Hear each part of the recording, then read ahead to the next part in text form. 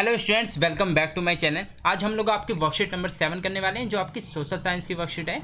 ठीक है, और आपकी डेट रहने वाली है 11 अगस्त बच्चों। ठीक है, तो सभी बच्चे अपनी अपनी एसएसटी की नोटबुक निकालेंगे, जिससे आप लोग ये वर्कशीट हैंड टू हैंड कर सकें। ठीक है बच्चों, ये हम पिछली वर्कशीट से कंटिन्यू करेंगे कि जो ईस्ट इंडिया कंपनी थी वो भारत में आई थी व्यापार करने के लिए, तो उसके आगे आगे क्या क्या लड़ाइयाँ चली, क्या क्या उसने अपने रूल्स निकाले। ठीक है, तो ये हम लोग पढ़ेंगे। ठीक है, तो सभी बच्चे अपनी नोटबुक निकालेंगे। आप लोग लिखोगे सब्जेक्ट सोशल साइंस। चलिए, सब्जेक्ट लिखेंगे सोशल साइंस एसएसटी, आपकी क्लास 8th है। वर्कशीट का नंबर आप लोग लिखेंगे 7, डेट डालेंगे आप लोग 11 अगस्त। ठीक है, फिर आप लोग अपना नाम करेंगे, अपने क्लास टीचर का नाम लिखेंगे, अपना नाम लिखेंगे, फिर चैप्टर 2 लिखेंगे, फिर टॉपिक जरूर लिखेंगे। ठीक है, ये दोनों चीज़ आपको जरूर लिखनी है, जिससे कि आप लोग कल को अगर कभी वर्कशीट रिवाइज करते हो, अपने टीचर से चेक करते हो, तो चेक करवाते हो, तो आप लोगों को ये पता रहता है कि मैंने इस टॉपिक के ये क्वेश्चन आंसर नीचे किए हुए हैं बच्चों। ठीक है, फिर हम लोग सबसे पहले वर्कशीट को रीड करेंगे। कुछ बच्चों का कमेंट भी आ रहे थे सर गेम के बारे में, मतलब कुछ नए बच्चे जुड़े हैं चैनल पर और वो गेम के बारे में जानना चाहते हैं ज़्यादा। ठीक है, तो मैं आप लोगों को गेम के बारे में ज़रूर बताऊंगा। पहले हम लोग वर्कशीट करेंगे, फिर मैं आपको सब बताऊंगा कि कुछ बच्चों के कमेंट आ रहे थे सर कौन कौन बच्चे जीते हैं और गेम में कैसे पार्टिसिपेट करना है। ठीक है, तो मैं वो सब आपके डाउट सारे क्लियर करूंगा। हम लोग पहले वर्कशीट करते हैं, फिर हम लोग गेम की तरफ चलेंगे। ठीक है, देखो इसमें दिया गया है अर्ली ईयर्स, आरंभिक काल जो आपका था उसके बारे में हम लोग पढ़ेंगे। ठीक है, after the battle of Buxar. ठीक है, बक्सर की लड़ाई के बाद, बक्सर की लड़ाई कब हुई थी बच्चों?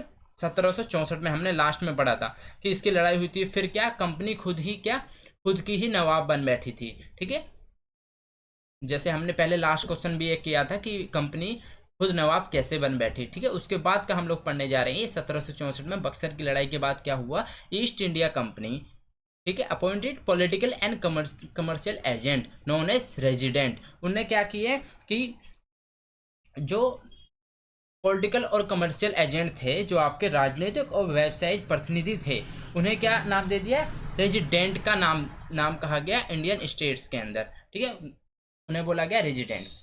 और उनका काम क्या था, their role was to serve, ठीक है, सेवा करना and push the interest of the company, company को आगे बढ़ाना। ठीक है, वहाँ पे कंपनी की देख रेख करना, एक तरीके से सर्व करना, देख रेख करना, और push the interest of the company further, मतलब कंपनी को आगे बढ़ाना उनका काम दे दिया।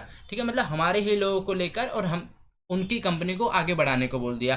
Through the resident the company officials began interacting in the finance in the internal affairs of the Indian state. फिर उन्हें क्या कह दिया कि आप अपने स्टेट्स में जाओ और उनकी, मतलब एक तरीके से निजी निजी मामलों में, ठीक है, भी अपना देखो। ठीक है, भीतरी मामलों में भी दखल दो उनके जाकर। ठीक है, देखो interfering in the internal affair, मतलब उनके गहरी मामलों में भी मतलब जाके देखो स्टेट्स के अंदर सबके पास। ठीक है, they try to decide the appointed of administration official and even successor to the throne. ठीक है, वो ये भी देख रहे थे कि मतलब राजा बनाने के लिए किसको गद्दी पे बिठाया जाए, किसको राजा बनाए, मतलब इसमें भी दखल देने लगी थी कंपनी। ठीक है, अब आगे दिया गया, sometimes the company force the states into सब सब्सिडियरी एलियंस। ठीक से, ये एक ऐसा होता है जिसमें क्या होता है कि मतलब ये रूल ऐसा होता है कि आप लोग अपनी कोई सेना नहीं बना सकते। ठीक है, और इसके they according to the term of this alliance. ठीक है, इसका क्या था, इसकी टर्म एंड कंडीशन क्या थी, इसकी शर्त क्या थी, India rulers was not allowed to have their independent arm force. ठीक है, मैंने क्या बताया, अपनी कोई सेना नहीं बना सकते आप लोग, आप, ठीक है, वही आप लोगों की देखरेख करेंगे वो सब।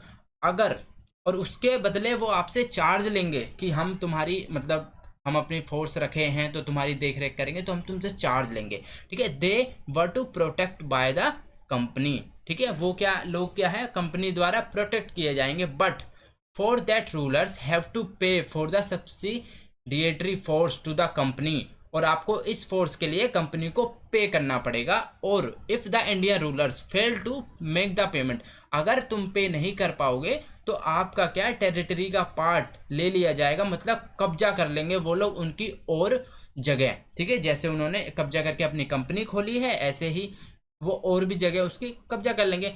For example, when Richard Wellesley, ठीक है, was the governor general at the time of nawab of Awadh. ठीक है, इसमें कहा जा रहा है कि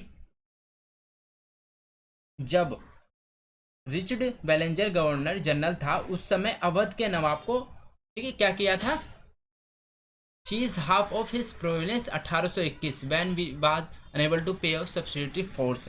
तो उसको 1800 में अपना आधा इलाका कंपनी को सौंपने के लिए मजबूर किया।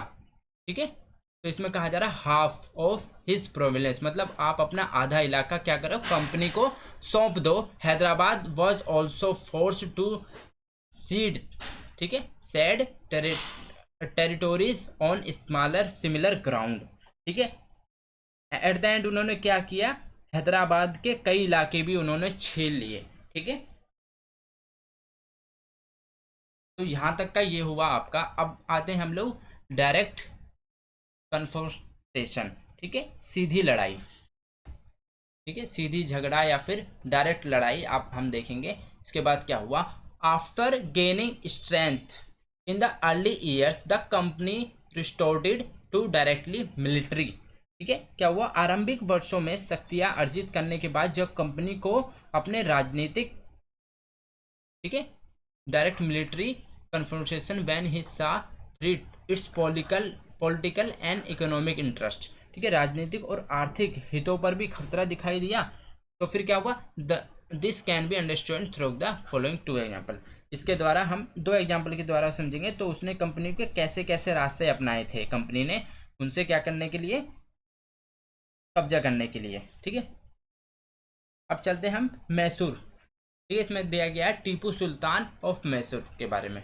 ठीक है, मैसूर का जो टीपू सुल्तान था उसने कंपनी से कैसे कैसे लड़ाई करी थी, मतलब उसने काफ़ी कुछ किया था कंपनी को हराने के लिए, पर एट द एंड नहीं हो पाया। हम यही पढ़ेंगे। Mysore had gain strength under the leadership of ruler like Haidar Ali, ठीक है, and his famous son Tipu. ठीक है, ये दोनों काफ़ी, मतलब एक तरीके से आप कह सकते हो ताकतवर थे। ठीक है, कौन कौन, टीपू सुल्तान और Haidar Ali. Mysore control the profitable trade of Malabar coast. ठीक है, ये कहना चाह रहे हैं कि मालाबार तट पर होने वाले लाभकारी व्यापार मैसूर के नियंत्रण में था।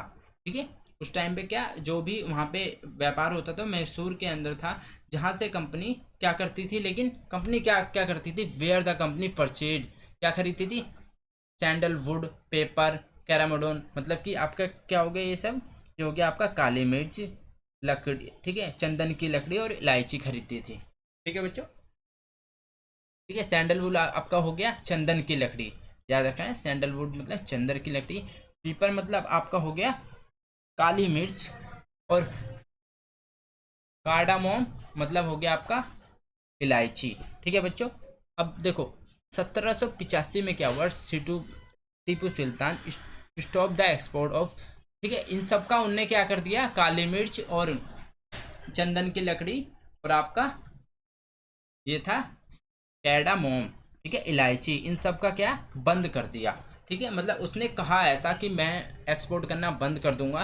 ठीक है, through the ports of his kingdom and disallowed the location merchant from the trading with the company. ठीक है, उसने कहा कि सुल्तान ने सौदागर भी कंपनी के साथ व्यापार करने से रोक दिया। सुल्तानी ने फ्रांसीसी व्यापारियों के साथ भी घनिष्ठ संबंध विकसित किए। ठीक है, फिर क्या किया, he also establish a close relationship with the French in India. जो फ्रांसिस थे उनके साथ भी उसने काफ़ी क्लोज रिलेशनशिप किया। Modernization his army with the help, ठीक है, उसकी हेल्प से उनने अपनी आर्मी को क्या मॉडर्न तरीके से कर लिया, आधुनिक तरीके से कर लिया। फिर the Britisher was furious and fought four wars. ठीक है, फिर क्या हुआ, उस उन दोनों के बीच में 4 लड़ाई हुई, 1767 से 69 तक, 80 से 84 तक, 90 से 92 तक। ठीक है, फिर 99। तो ये आपको याद रखनी है चारों, टू डिफीट हिम। ठीक है, उन्हें उनसे लड़ने के लिए। फिर फाइनली क्या हुआ, at the end of battle of Seringapatam 1799 में टीपू सुल्तान को उन्होंने मार दिया, और इस तरीके से वो dynasty of Wodeyars and subsidiary alliance was imposed on state. तो जो उन्होंने रूल लगाया था वो उनका स्टेट में सौंप दिया। ठीक है, तो इसके साथ ही मैसूर पर भी सहायक संधि सौंप दी गई इस तरीके से। अब आ रहा है जब उन्होंने मराठा के साथ लड़ाई करी थी, ठीक है, वॉर विद द मराठास, इसमें हम पढ़ेंगे वॉर विद मराठास। ठीक है, देखो इस पूरे में क्या बताया गया है, मैं आपको मेन मेन चीज बताऊंगा। ठीक है, इसमें कहा गया है from the late of 18th century, ठीक है, एंटी सेंचुरी के पश्चात क्या हुआ, also sought curb the Marathas, and उस टाइम पे देखो मराठास बहुत ताकतवर माने जाते थे। ठीक है, उनका काफ़ी जगह था, उनका सपना भी था दिल्ली पे पूरा कब्जा करने का। तो उन्होंने देखो क्या किया, एक लड़ाई हुई 1761 में पानीपत की। ठीक है, थर्ड बैटल जो हुई थी उसमें क्या हुआ था, उसमें वो हार गए थे, तो उनका सपना जो है दिल्ली पे कब्जा करने का वो नहीं पूरा हो पाया था। ठीक है, फिर उसके बाद उन्होंने क्या किया, राज्यों को मतलब राज्यों को बांट दिया कई शहरों में। इन राज्यों की बिगाड़ सिंधिया, होलकर, गायकवाड़, भोसले, ठीक है, इसमें दिया है देखो, ये रहा, सिंधिया, होलकर, गायकवाड़, गायकवाड़, भोसले। ठीक है, इन सब में बांट दिया। फिर ये सारे क्या सरदार थे, ठीक है, इसमें दिया होगा, this chief held together in the conference under Peshwa principle of, he become military of administration, he based in Pune. ठीक है, ये सब क्या थे, ये सरदार थे, एक पेशवा, अंतर्गत एक राज्य मंडल के सदस्य थे। खंडेश्वरी क्या थे, राज्य मंडल के क्या सदस्य थे यहाँ पे। ठीक है, इसमें दिया होगा आपका द चीफ टुगेदर इन अ, ये रहा। ठीक है, कन्फेंड्री इसके क्या थे, राज्य मंडल के सदस्य थे। पेशवा इस राज्य मंडल का सैनिक और प्रशासनिक था। जो पेशवा इसमें बताया गया है, ठीक है, आपने लोगों ने काफी सुना भी होगा पेशवा के बारे में, वो क्या थे, यहाँ के राज्य मंडल के सैनिक थे और आपके प्रशासकीय थे। ठीक है, इफेक्टिव मिलिट्री एंड एडमिनिस्ट्रेशन। ठीक है, तो यहाँ पे ये रहा अंडर अ पेशवा। और सुनिए, और वो कहाँ रहते थे, ही हेड बेस इन पुणे, मतलब वो पुणे में रहते थे। महादजी सिंधा एंड नाना फडनीस, ठीक है, दो नाम दिए हैं इसमें, सिंधिया और नाना फडनीस दो प्रसिद्ध मराठा महाराष्ट्र योद्धा थे। ठीक है, तो Mahadji Scindia, Nana Phadnis were two famous Maratha soldier and statesman. ठीक है, मतलब योद्धा और राजनीतिक थे। The Marathas was subdued in a series of wars. ठीक है, एक के बाद कई युद्धों के द्वारा कंपनी ने मराठों को घुटने टेकने पर मजबूर किया। उन्होंने काफ़ी लड़ाई करी मराठास के साथ भी। ट्रीट ऑफ सदबरी, ठीक है, उन्होंने 1982 में सालबाई संधि के साथ खत्म हुआ ये, जिसमें कोई पक्ष नहीं जीत पाया। ठीक है, कोई पक्ष नहीं जीत पाया था, और इसमें यहाँ से लेके पूरा यहाँ तक यही बताया है कि दूसरा जो इन्होंने युद्ध लड़ा था वो यहाँ दिया गया 1803 से, कब, 1805 के बाद में हुआ। ठीक है, वो बहुत सारे अलग अलग मोर्चों पे लड़ा गया। ठीक है, इसका नतीजा क्या हुआ लास्ट में, कि जो उड़ीसा और यमुना के उत्तर में स्थित आगरा और दिल्ली, ठीक है, यमुना, ठीक है, आगरा और दिल्ली, फाइनली उन्होंने उसके कुछ पार्ट क्या कर लिए थे, कब्जे में कर लिए थे। फाइनली थर्ड वॉर, जब उनका लास्ट वॉर हुआ, ठीक है, 1817 से लेकर 1819 तक, ठीक है, तीसरे मराठा युद्ध बोलेंगे उसको, उसमें पूरी तरह से उन्हें मतलब जीत गए थे वो लोग, और पेशवा को हरा कर, ठीक है, उन्होंने पूरे पे कब्जा कर लिया था। इस तरीके से भभूक मतलब कंपनी का नियंत्रण हो चुका था, कंपनी पूरी तरह से कब्जा कर लिया था उसने। ठीक है, तो ये आपका इस पूरी वर्कशीट में बताया गया है। ठीक है बच्चों, अब हम लोग इसके क्वेश्चन आंसर करेंगे। तो सभी बच्चे अपने अपने नोटबुक लेंगे और क्वेश्चन नंबर 1 नोट डाउन करेंगे। मैं इसका आपको आंसर लिखवाता हूँ।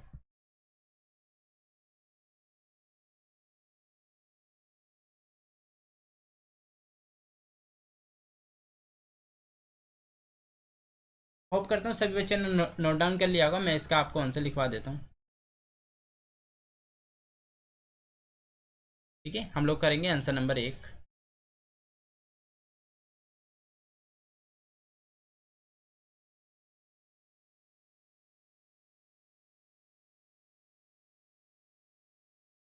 ठीक है, अब देखो क्या पूछा जा रहा है आंसर नंबर 1 में, कि how did East India company take control of Indian state through subsidiary alliance. ठीक है, उन्होंने ऐसा क्या कर दिया था, जो कंपनी वो लगाना चाह रही थी।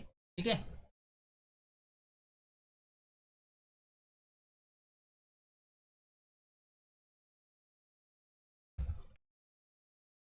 आई थिंक इसका आंसर आपका इसमें ही दिया हुआ है, ठीक है। जो आपका इसमें नहीं दिया हुआ वो मैं लिखवा दूंगा, जो आपका इसमें दिया गया मैं इसमें करा देता हूँ।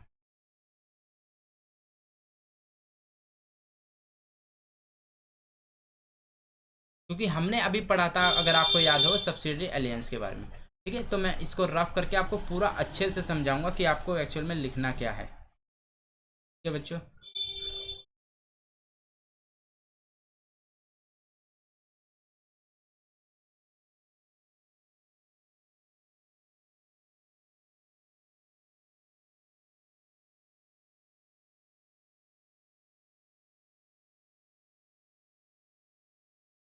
चलिए देखिए, इसमें आपका क्या पूछा है क्वेश्चन में, आप लोग करेंगे यहाँ से, ठीक है।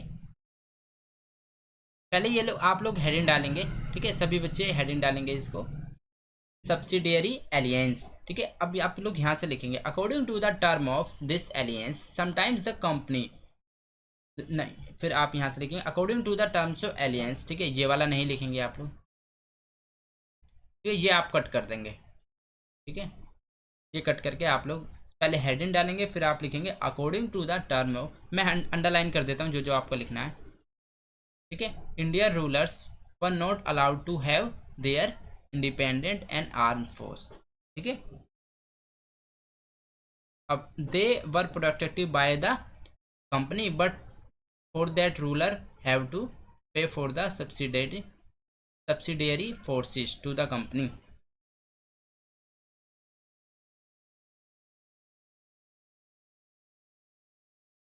ठीक है। तो ये आप लिखेंगे। अब आपको, ठीक है, फिर ये लिखना पड़ेगा कि अगर हम लोग फेल हो जाएंगे नहीं देने में, तो वो क्या करेंगे, हमारी ज़मीन को हड़प लेंगे, ठीक है, जो भी नहीं दे पाएगा उनको, ठीक है। For example when he Richard, ठीक है, ये आपको नहीं लिखना है एग्जाम्पल में, ठीक है, ये आपको नहीं लिखना है। इसमें शायद इतना ही पूछा था, एक बार मैं एक बार देख लेता हूँ इसमें,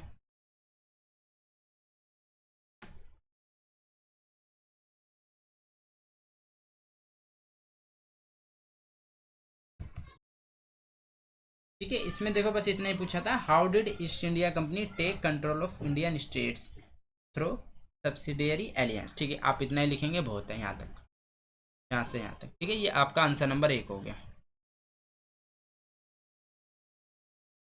ठीक है बच्चों, ये आपका आंसर नंबर 1 हो गया। सेकंड में आपसे पूछा है, सेकंड क्वेश्चन सभी बच्चे नोट डाउन करेंगे। Why were Britisher furious which Tipu Sultan was the result of his confrontation, ठीक है।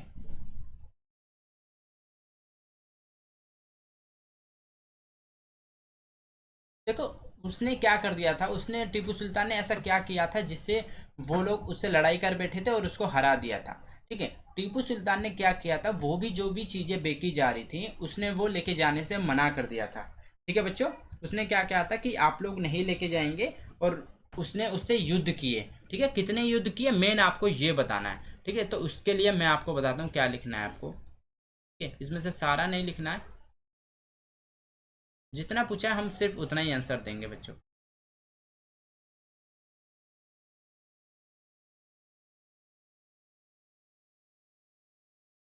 देखिए, इसमें बस हमें ये बताना है कि उस वो क्यों उससे आग बबूला हो गए थे, एक तरीके से क्यों उन्होंने उससे लड़ाई करी थी और इसको टीपू सुल्तान को हरा दिया था, ठीक है। देखिए, एक तो आप स्टार्ट करेंगे यहाँ से, Tipu Sultan in 75, answer number 2, ठीक है। In 75 Tipu Sultan stop the export of sandalwood, pepper and cardamom through the ports of his kingdom and disallowed location merchant from the trading with company, ठीक है। और उसने क्या कर लिया था, ही also establish a close relationship with the French in India and modernise his army with the help of, ठीक है। और आप बस इस युद्ध के बारे में लिख देंगे कि उसका युद्ध हुआ, ठीक है,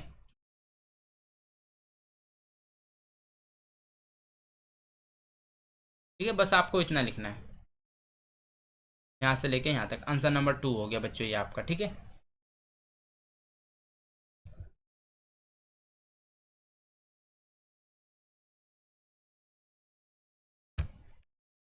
ठीक है, हम लोग 3 करेंगे। 3 में आपका दिया which were the major dynastic of Maharashtra power, how was the confederacy rule. ठीक है, तो इसका आंसर आपका आएगा यहाँ से।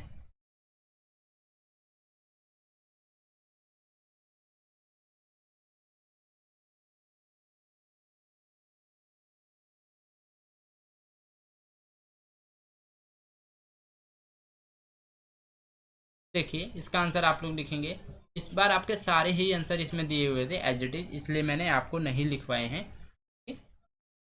आंसर नंबर 3 आप लिखेंगे चीफ वर हैड टुगेदर।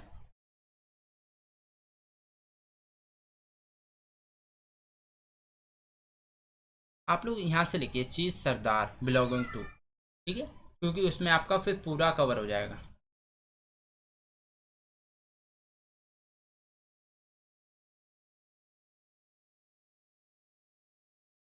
यहाँ से चीफ, ठीक है, ये आपका 3 है।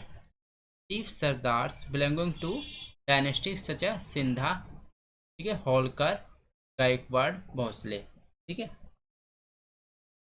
और यहाँ से लिखेंगे आप पुणे तक।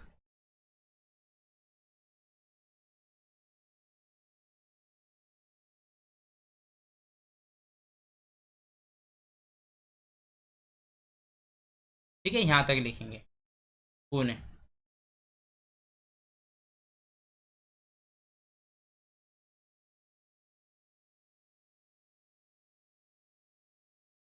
ठीक है बच्चों, तो ये आपका आंसर नंबर 3 हो गया, यहाँ से लेके यहाँ तक।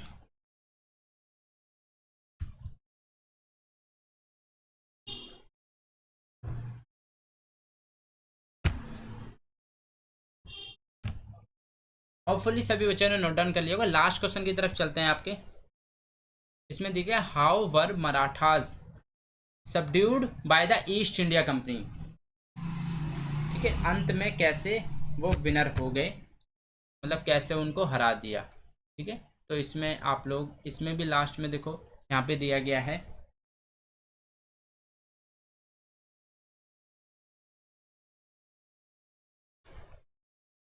यहाँ से लिखेंगे इन द फर्स्ट वार। ठीक है, ये 4 है आपका। In the first war that ended in the 1782 treaty of Salbai there was no clear victor. ठीक है, फिर सेकंड भी आपको बताना पड़ेगा एंग्लो महाराष्ट्र वार।